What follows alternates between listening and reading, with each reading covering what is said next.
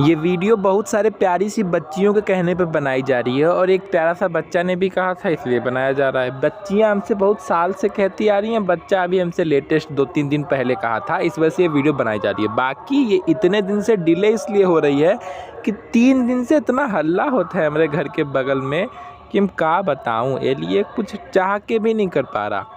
और आपको पता नहीं कितनी वॉइस सुनाई दे रही है, मेरे को बहुत तेज़ सुनाई दे रही है, कंसंट्रेशन हिल जा रहा है।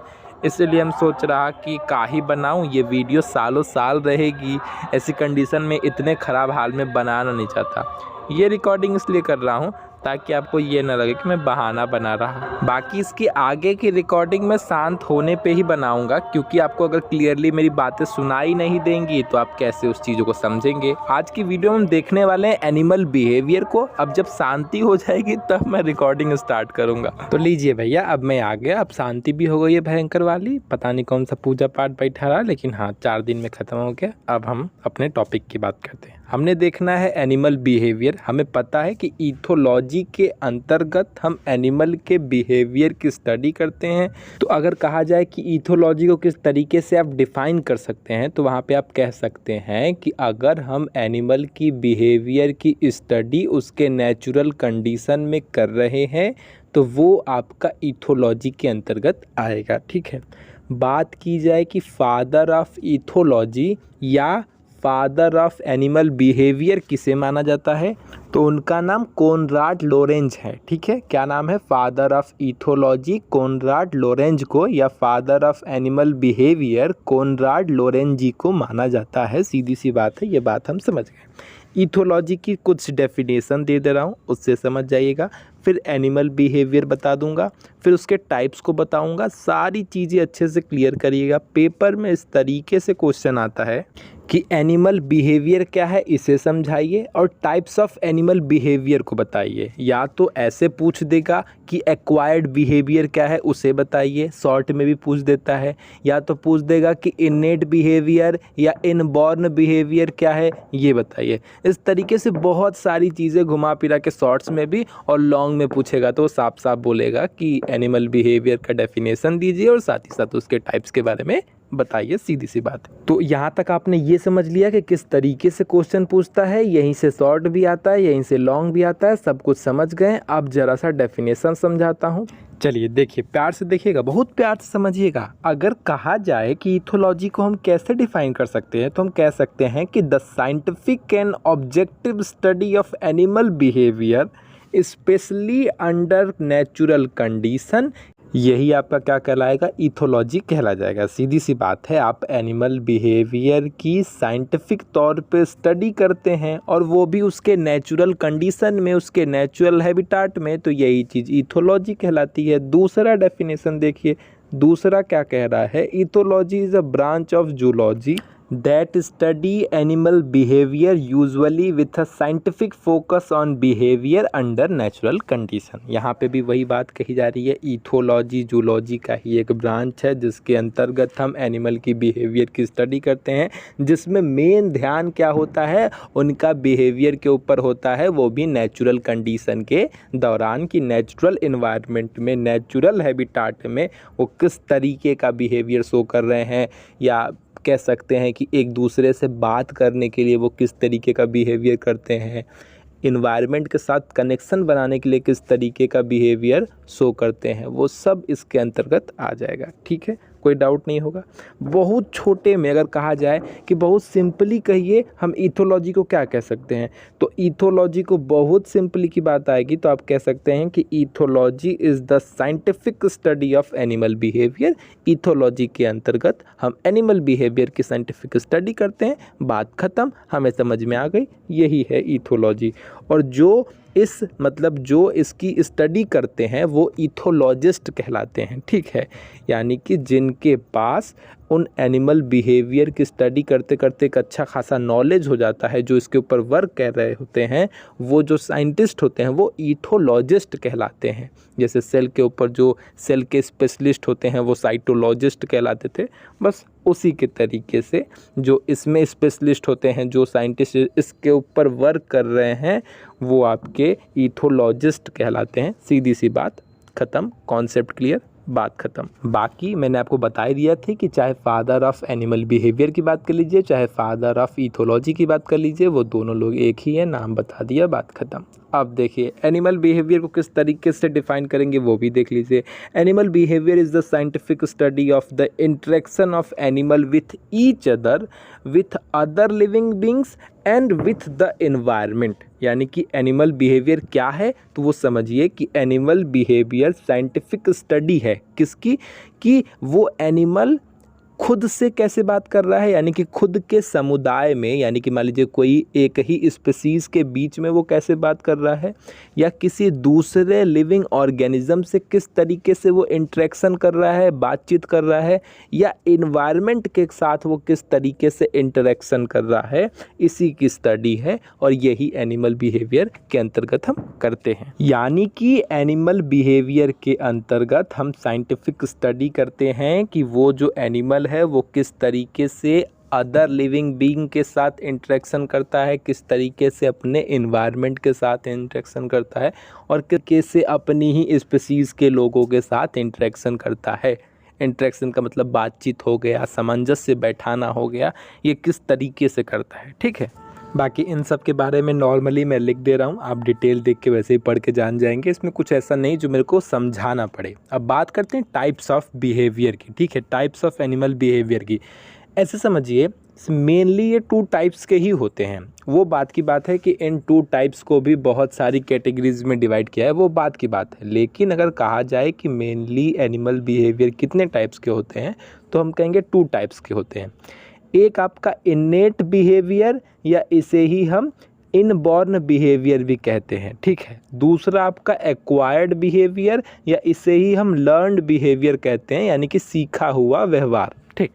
पहला है आपका इनेट बिहेवियर या इनबॉर्न बिहेवियर के भी नाम से जाना जाता है।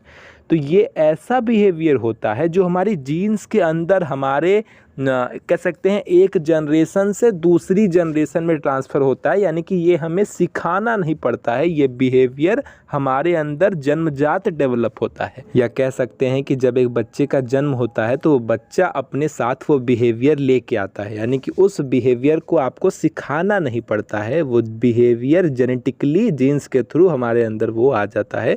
एग्ज़ाम्पल के तौर पे जैसे जो बेबी पैदा होता है उसको अपनी मदर के ब्रेस्ट से मिल्क को सक करके पीना है, ये चीज़ उसे सिखानी नहीं पड़ती है।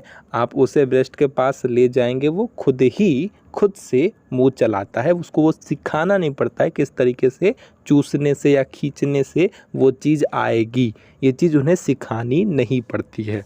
ये इन्फॉर्मेशन आप कह सकते हैं कि उनको जेनेटिकली मिली रहती है कि इस तरीके से आपको ये चीज़ें करनी है। इसके अलावा और भी बहुत सारी चीज़ें हैं। जो आपका चिड़िया होती है उसको घोंसला बनाना सिखाना नहीं पड़ता है, उसके बच्चे को वो चीज़ सिखाना नहीं पड़ता है, वो चीज़ भी उसके अंदर जेनेटिकली ट्रांसफर्ड हो जाती है, तो वो अपने से इतना सुंदर घोंसला बना लेती है। अगर आप देखे होंगे घोंसला बहुत ज़्यादा क्लियरली कितना सुंदरता से बनाती हैं, वो उनके ऊपर है। तीसरी चीज़ जो मकड़ी होती है वो जाला बनाना अपने बच्चों को नहीं सिखाती है कि बेटा देखा तू ऐसे ऐसे घर में जाके जाला बनाया, ऐसा कुछ तो है नहीं। वो भी उनको जेनेटिकली वो इन्फॉर्मेशन जीन्स के थ्रू उनके पास पहुंच जाती है और वो उस तरीके से उसका फॉर्मेशन करते हैं।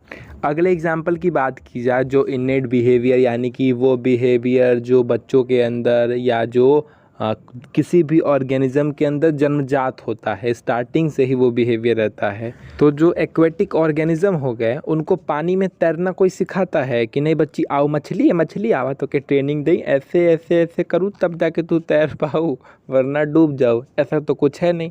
वो अपने अंदर वो इन्फॉर्मेशन होती है कि किस तरीके से मेरे को तैरना है पानी में, ठीक है।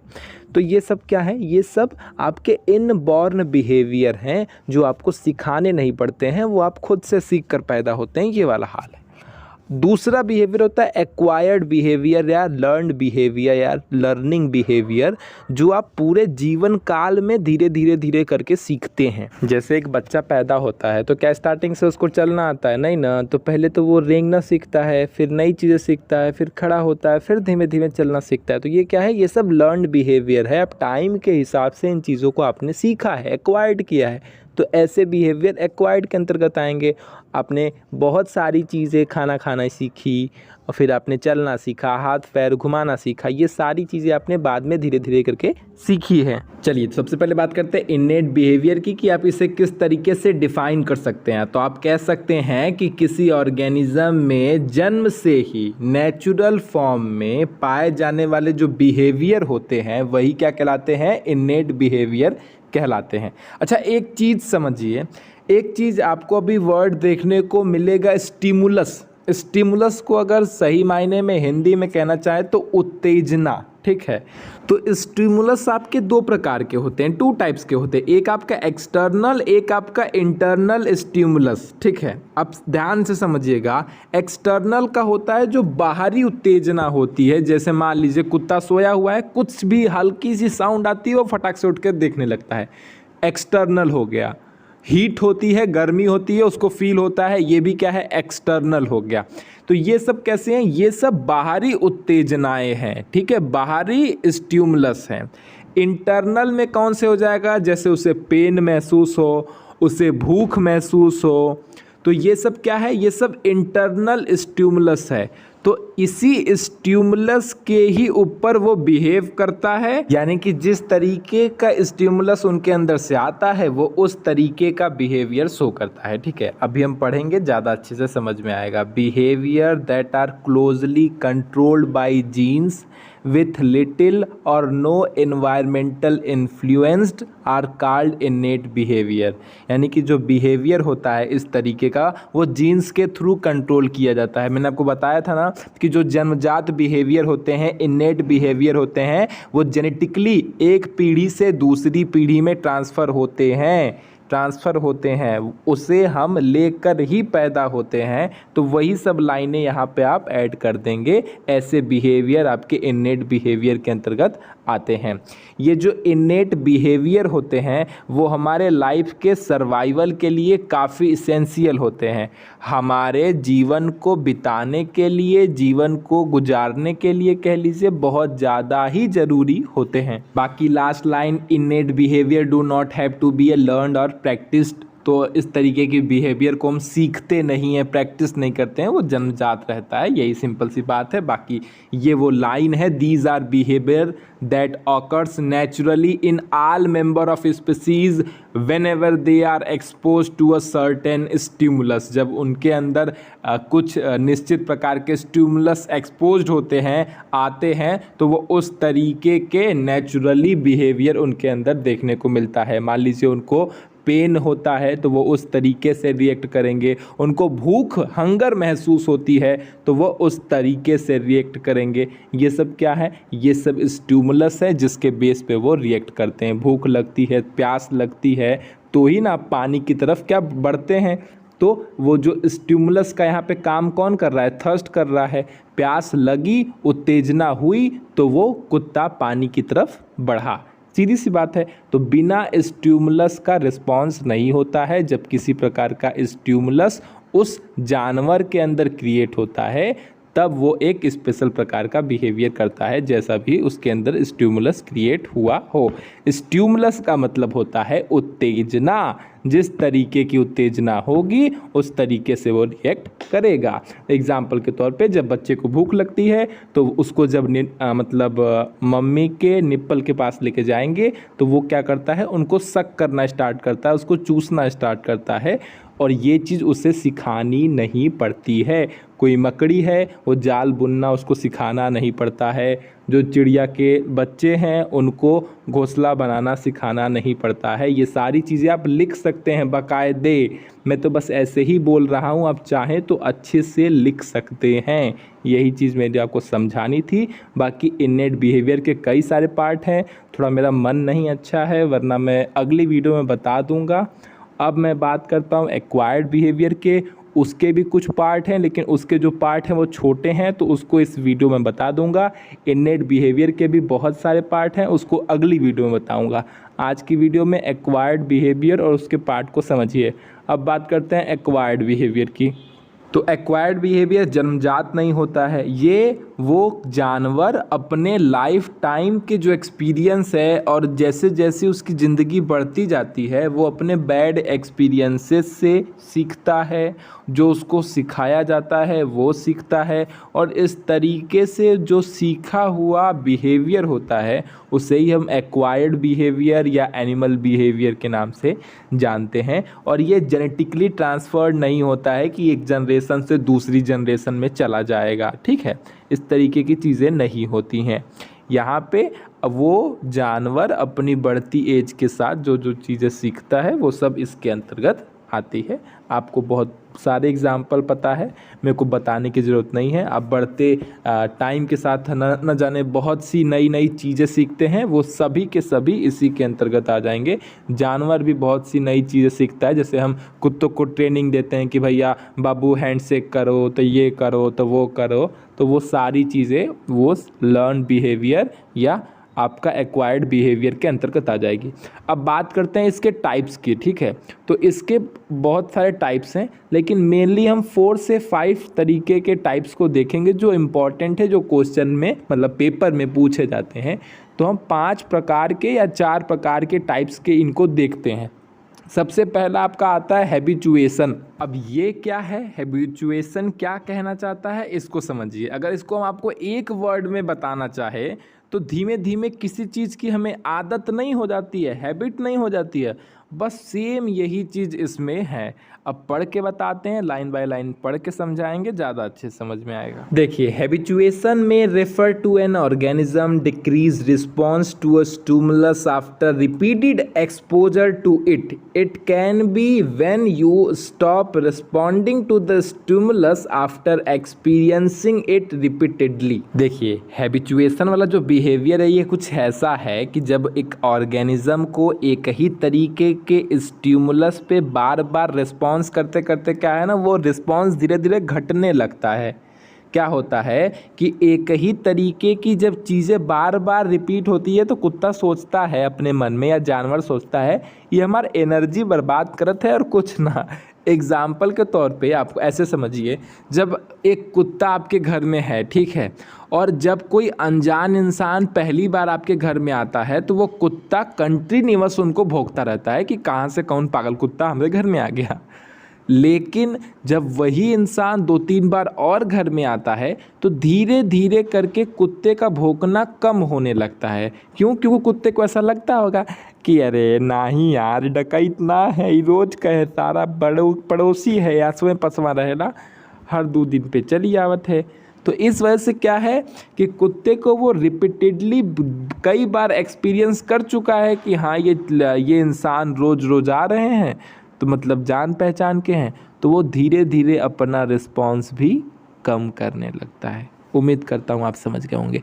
यानी कि वो उस इंसान का अब आदती हो जाता है और अपने रिस्पॉन्स में धीरे धीरे कमी करने लगता है। एक टाइम ऐसा आ जाता है कि वो कोई रिस्पॉन्स ही नहीं करता है कि जा यार भाड़ में जा, तुम्हारा हमसे काहे लेना देना। दूसरा एग्जाम्पल देखना चाहें तो मान लीजिए आप इंसान हैं, आपने सांप देख लिया, सांप कीड़ा वाला कीड़ा, तो वो देखा, आप तुरंत देखेंगे तो ऐसे चौंक जाएंगे। आपके अंदर से क्या किया आपने, आप स्टिमुलस के बेस पे आपने रिएक्ट किया, ठीक है।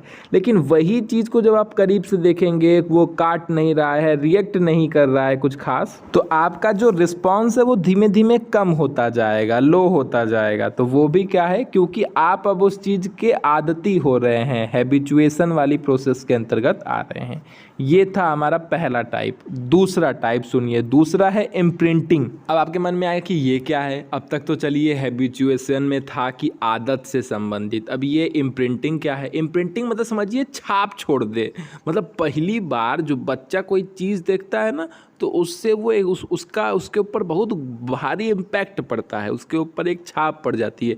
एग्जाम्पल के तौर पे जो गीज का बच्चा होता है, न्यूबॉर्न बेबी होता है, वो जब पहली बार जिस भी ऑब्जेक्ट को देखता है वो उसको ही अपना पेरेंट समझता है और उसको ही फॉलो करता है। बात समझ रहे हैं?